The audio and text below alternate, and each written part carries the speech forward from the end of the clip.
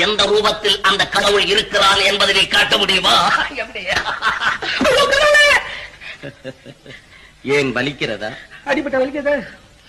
அந்த வலி எப்படி இருக்கிறது, அது எந்த ரூபத்தில் இருக்கிறது என்பதை காண்பிக்க முடியுமா? பைத்தியக்காரனா இருக்கிறான். அவஸ்தப்படுற துன்பத்திற்கும் அனுபவிக்கிற இன்பத்திற்கும் உருவம் ஏது? அதுபோல்தான் சகல ஜீவராசிகளுக்கும் இன்ப துன்ப உணர்ச்சிகளை தந்து உருவமில்லாமல் ஒளிந்து விளையாடுகிறான் கடவுள்.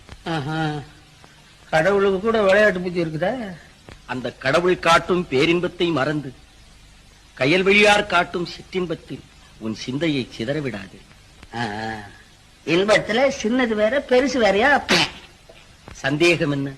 அழியும் உடலோடு இரண்டர கலந்து அத்துடன் அழியும் அற்ப இன்பம் தான் சிற்றின்பம். ஆதியந்தம் இல்லாத இறைவனுடன் இரண்டர கலந்து அழிவே இல்லாத நிலையை அடையும் இன்பம் தான் பேரின்பம்.